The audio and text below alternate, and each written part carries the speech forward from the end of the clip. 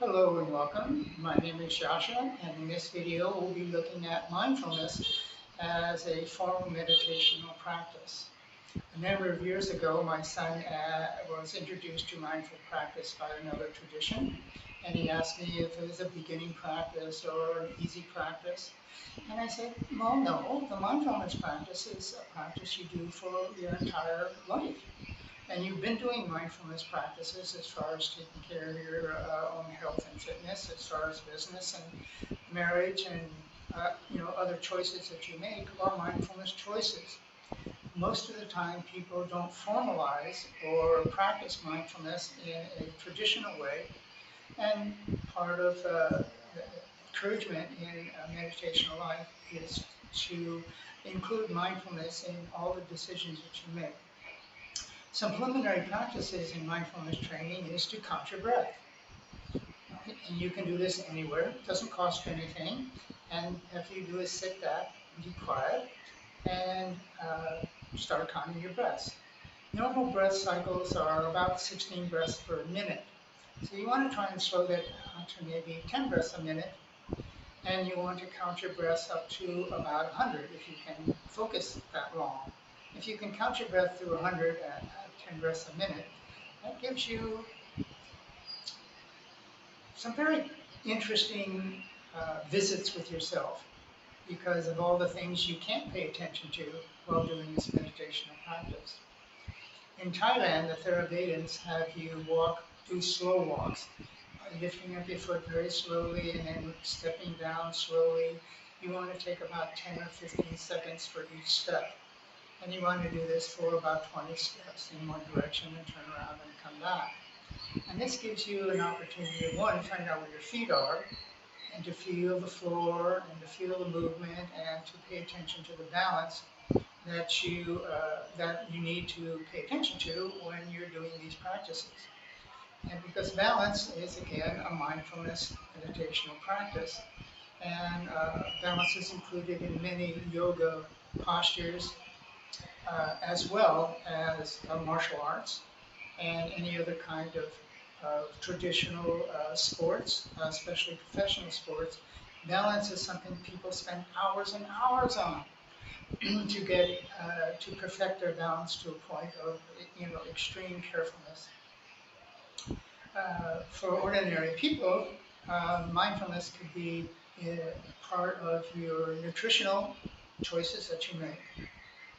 And figuring out what that is a difficult protocol.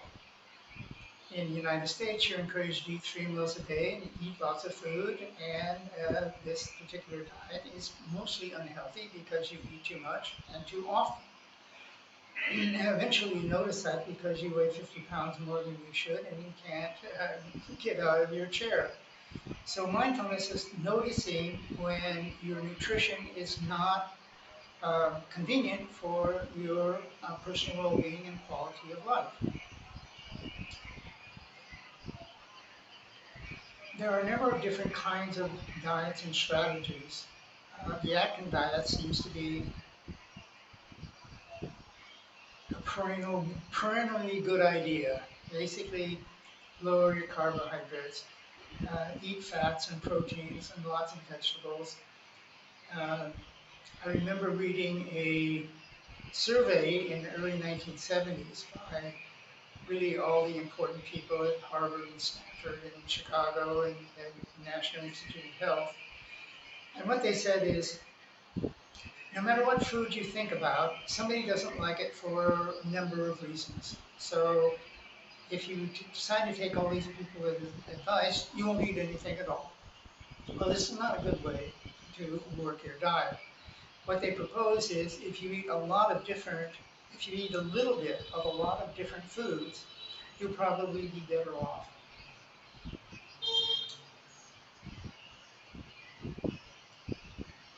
Most people, once they're overweight, have a really difficult time addressing that in social environments that are encouraging you to drink, smoke, eat as a social behavior and an expectation often in families who are also not nutritionally conscious.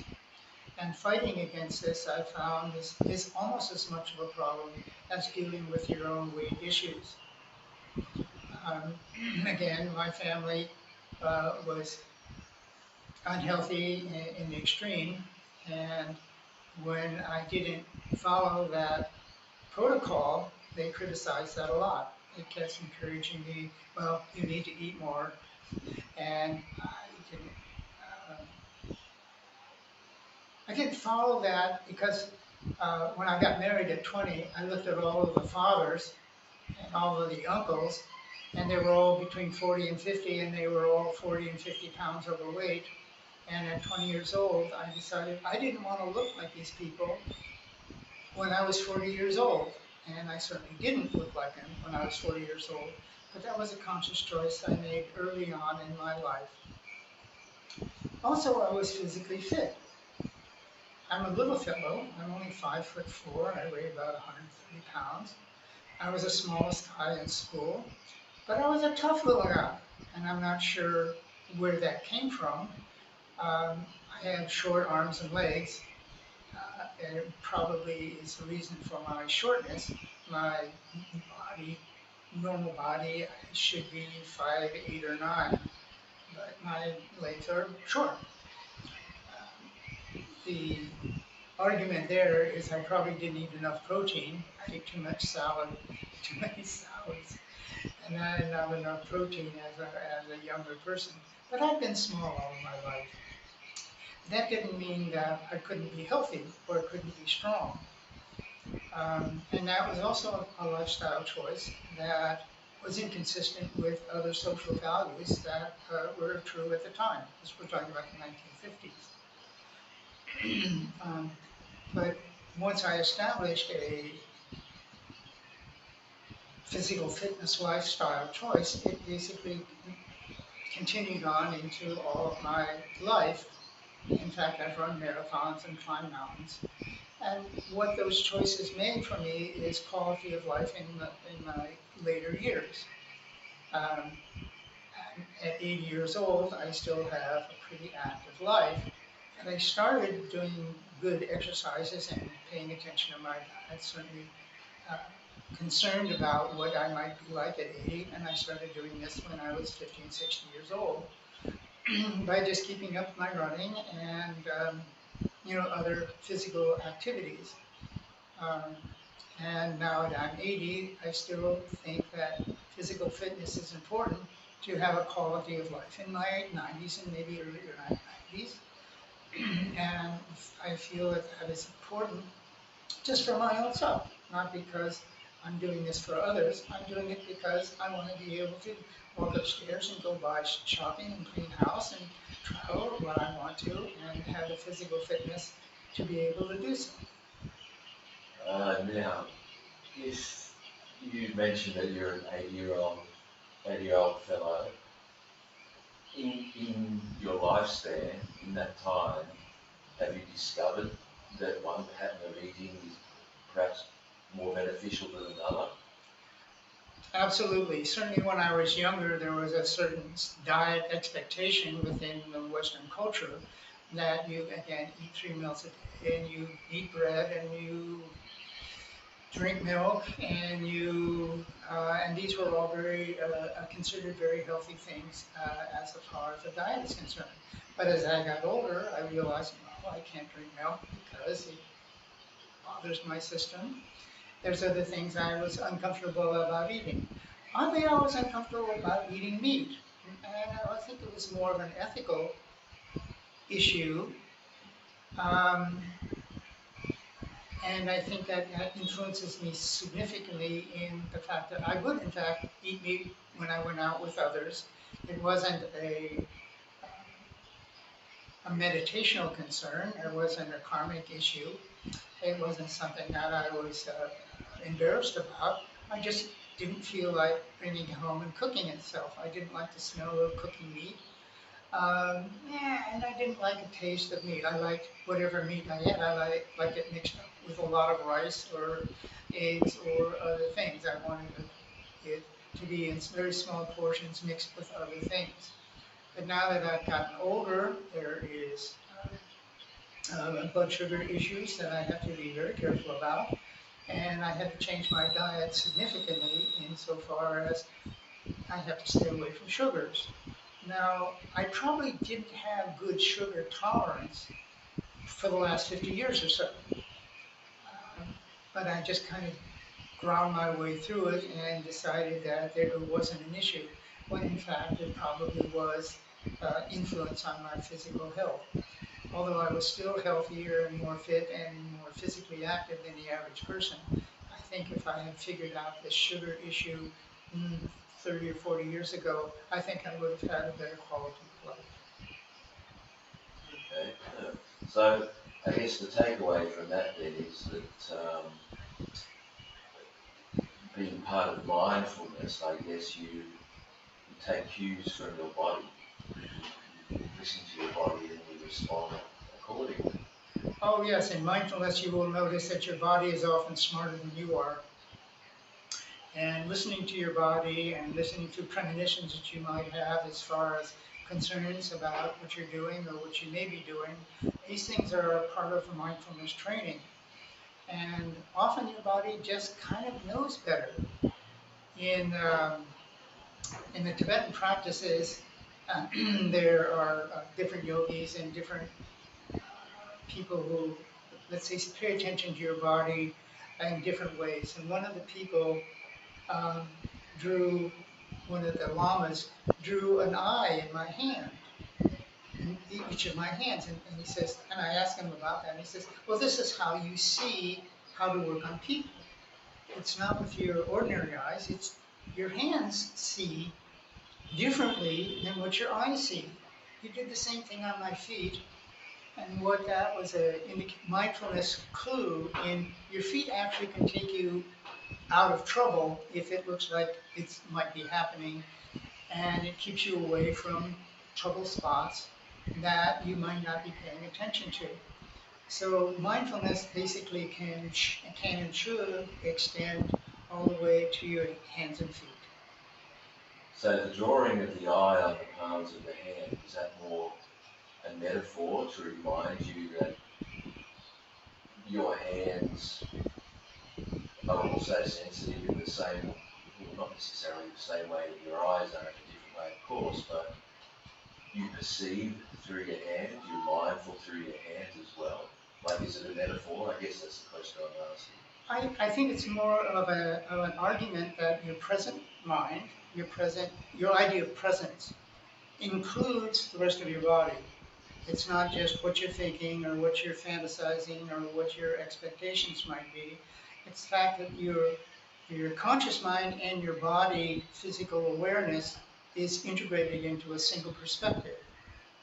And what this Lama was able to do was just simply to acknowledge that I was able to do these things by drawing that symbol on the palms of my feet in a recognition or even an explanation of how I was able to basically heal him and others that he had paid attention to. That I was somewhat unfamiliar with why I was so effective in doing that kind of influence. Okay. So when you say healing, was that a spiritual thing, or was that sort of some sort of power that you had or attained that you were able to transfer to people, or was it more enabling people to become mindful and then help themselves?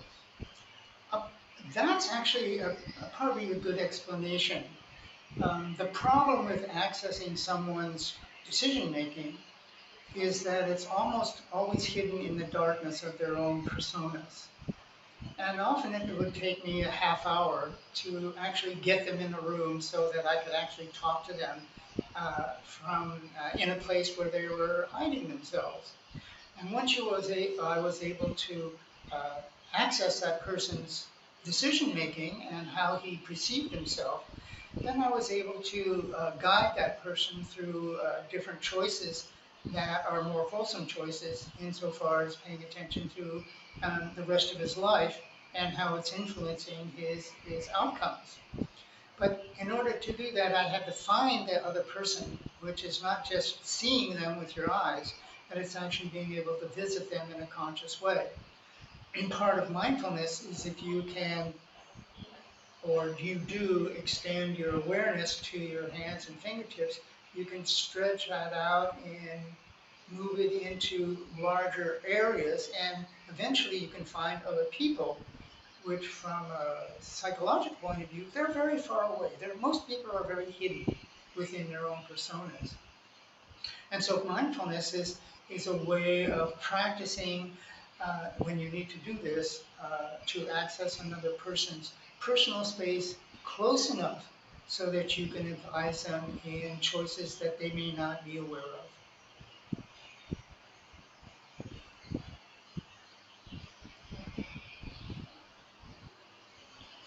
Part of when you influence someone in that level, it's a very intimate experience between myself and whatever that other person is.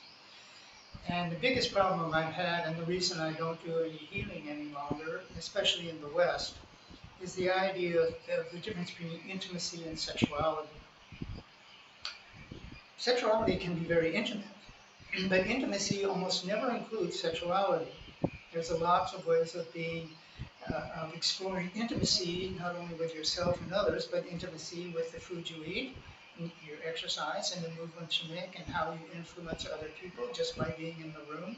And this is again another domain and aspect of mindfulness that once you access or once you understand these influences, you actually have to maintain them for really the rest of your life, insofar as that you're going to be getting information from all of these places.